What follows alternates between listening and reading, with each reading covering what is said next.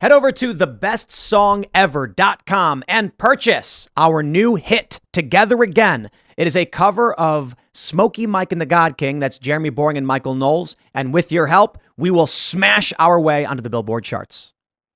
We're going to start with this story from Ashley St. Clair because, I'll be completely honest. I think we have a great opportunity to talk about much larger issues as we're ending out the year.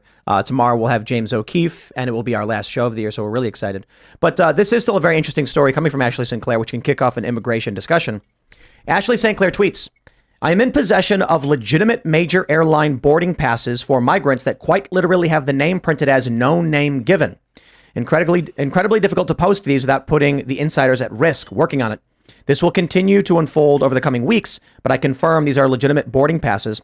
I am at a loss for words for what I am verifying. Thank you to everybody reaching out.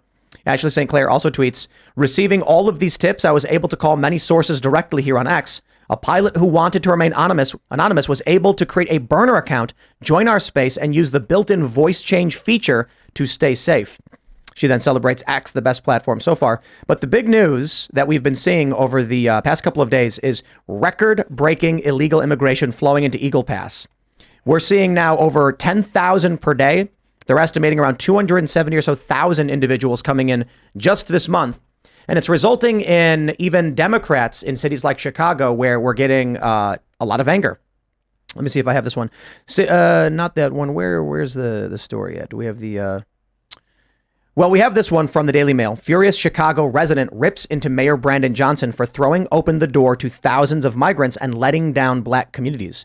I think this is obviously a major issue.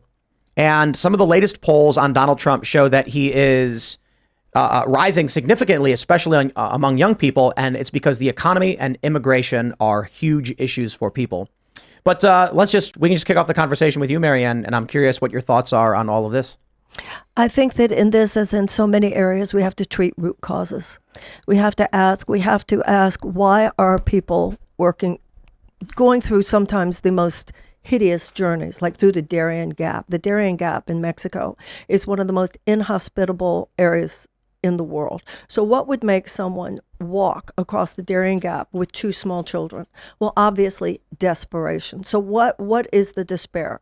There are two main categories. One has to do with economic destabilization in these countries, which has caused all this economic desperation. And the other is the horrible violence that is perpetrated by the drug cartels. Now, I think that we need to look in the mirror, because if we look at all of this economic despair, a lot of it was contributed to mightily by U.S. foreign policy over the last few decades. One of the things that we have to do, for instance, we need to end the sanctions on Cuba. We have to end the sanctions on Venezuela. I think a lot of people have no idea what violence this does to the lives of ordinary people. We say to ourselves, well, we're going to have a sanction on this country, and it's a sanction against the bad guys who are the leaders. And then the story went that the ordinary citizen in that country would realize that this is what was causing it, and they'd rise up against the leader. Well, it doesn't work that way. First of all, the leader has cryptocurrency. The leader has bank accounts in Switzerland. The leader has castles in Monte Carlo. We saw this with the sanctions on the Russian oligarchs at the beginning of the Ukraine war. They're like, whatever, right? So how ironic that in countries like Cuba and Venezuela, our sanctions are leading to a lot of the despair that is then making people come here. We give something like $200 million in general in humanitarian aid to Latin American countries. I think if we really look honestly at what we have done to many of these countries over the last few decades, we would see a lot more of a reason and a justification for us seeking to helping stabilize some of these economies. I also think that we should end America's war on drugs, because our war on drugs actually contributes, it helps the drug cartels because it creates all that black market. So yeah. I think that we can talk all day long. I was in Eagle Pass several weeks ago. I saw the concertina wire. I saw the buoys that a federal judge has now told Greg Abbott that he cannot use. I saw where 1,500 people drowned in the Rio Grande River. And I heard officials down in Eagle Pass say to me, we feel oppressed by the state government and we feel neglected by the federal government. Because those people who are down there know how to handle this. They know how to do the processing. They know what is needed, and they're not listened to.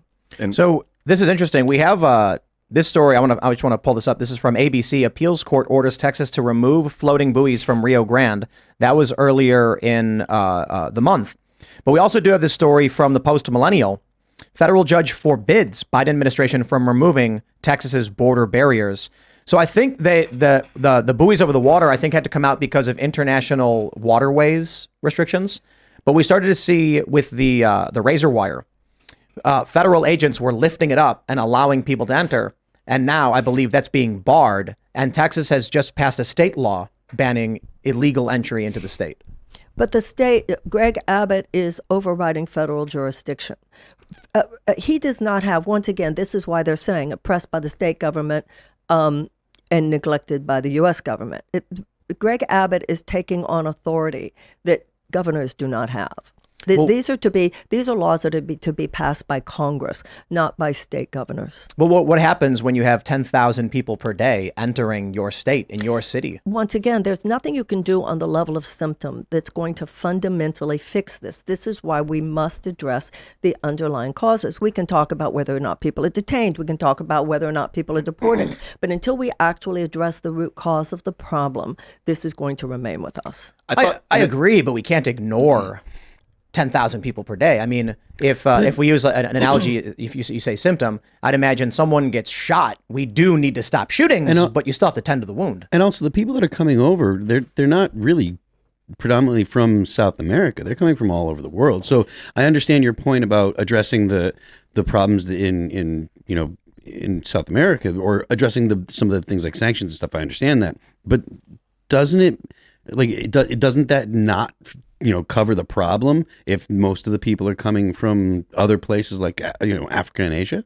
I think we also, though, need to look at the overall picture of immigration in this country, because that we can have an argument about numbers, and it's a legitimate argument. But I think we also need to stand back and look at the overall picture, which is statistically an immigrant to this country from anywhere, if they are given for 1 year the help that is necessary to integrate, et cetera, within a year, they are self-sufficient. And if you look at the big picture of immigration in the United States, the immigrant population is a contributor to the U.S. economy and not a suck on the U.S. economy.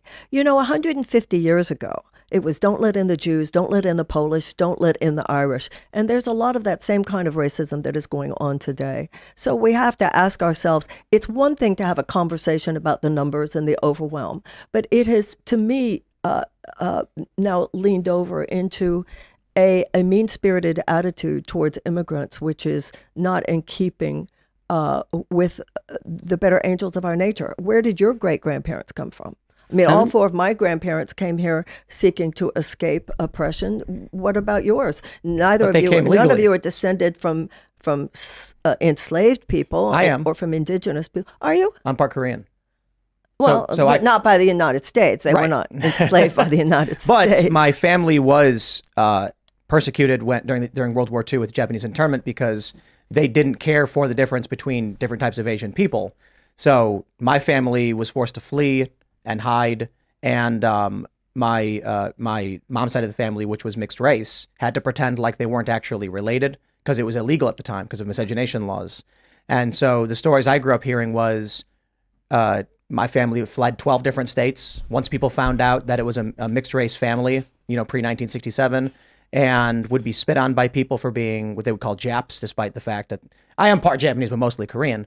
So that is a component, and not to say that we're descendant from American slavery or anything like that. But my point is, so your family found safety and asylum and a better life in the United States, right? Oh, yeah, absolutely. So isn't there a moral responsibility that those of us who are descended from people, like your parents, like my grandparents, who found that, we don't have a moral responsibility to make sure that others experience that blessing as well? Because there's a whole lot of people in the world like that. If we have a moral responsibility to some, wouldn't that mean we have a moral responsibility to the world? Yes. And then that's a moral responsibility to everybody on Earth? No, not everybody's trying to come here. But would even want to come here. I imagine there's a lot of people that want to. That but I think the answer is yes. Legal immigration. I'm sorry. Oh, no, sorry. I was going to agree. I believe the answer is yes. However, it has to be legal, right? We right now, with I think your view on we must treat the symptoms. There's a lot of symptoms, and I can respect, absolutely. I question when we give money to these South American and Central American countries and their oligarchs and their autocrats steal the money, and it doesn't help the people at all and exacerbates violence, the drug war, all that stuff. Absolutely. I want to treat that. But then there is another issue. The American citizens of Eagle Pass are suffering. And I don't believe it would be appropriate to just say, we will provide no reprieve for you in the immediate because we're dealing with larger issues internationally. But wait a minute, results what in you conflict. just said, I was just in Eagle Pass. Go down to Eagle Pass because I think you might be surprised by the stories that you hear from the people there. You know, I grew up in Texas. I grew up in Houston. People have been walking back and forth, Mexico and Texas, literally for centuries. Yeah. Literally for centuries. And the people in Eagle Pass that I spoke to absolutely know how these processing centers could work, how the medical could work. It could be set up very differently than it is. And the people in Eagle Pass are the ones who would know what to do. But what about, for instance, the people in Chicago, the black community specifically that has been in uproar over the past several months? You said that plane came from Phoenix. So my question was, which governor, like we know, for instance, remember when Greg Abbott sent all those immigrants on a bus to Massachusetts? Is Massachusetts a sanctuary state? Pardon? Is Massachusetts a sanctuary state? To Nantucket. Yeah, it was to Cape Martha's Vineyard or Cod or whatever. something. Martha's And Vineyard. now when you read the follow-up stories, they're all doing well. Well, they They didn't were stay deported there. out of Nantucket. Pardon? They were didn't- removed from Nantucket. The local residents revolted and then put them all in buses and sent them out. Yeah, they were there for like a week, and then they were like, "Get beat it, get out of here." the way I'm they were looking at it- complaining. They were having meetings, town meetings and stuff. That we don't have a place to put all the people. We don't. You know, we're a vacation town and blah blah blah. They could have put them. Yes, in the Massachusetts Airbnb. is a sanctuary is a de facto sanctuary state according to WGBH.org. So the argument, I suppose, from the likes of Texas is if the federal government is going to remove border barriers, allow these people to enter under their federal jurisdiction, why not send these people to states that welcome them? No, I understand. But then you end up with Chicago residents. And so Chicago, it's devastating because I bring that up only because I'm from there. I know this is affecting a bunch of other cities. My friends are saying the police departments are done. They're shut down basically because they were overrun. Thanks for watching this clip from the Timcast IRL podcast. Hang out with us live Monday through Friday at 8 p.m. and become a member over at timcast.com for uncensored, members-only shows exclusive. Thanks for hanging out, and we'll see you all next time.